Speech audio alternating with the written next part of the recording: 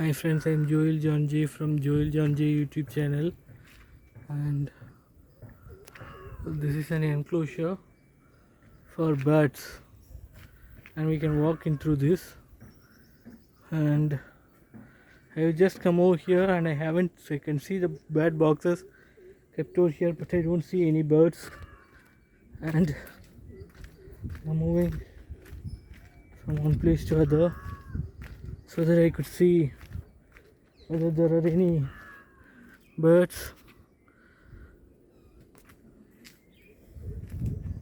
Right up there, and you can see the bird boxes kept over here. These are the places where bird will put their eggs so that it's safe for them.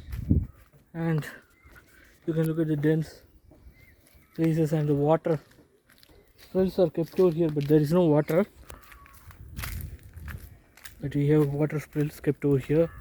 So I'm just taking you through a walkthrough so that you will be able to know how beautifully such a big facility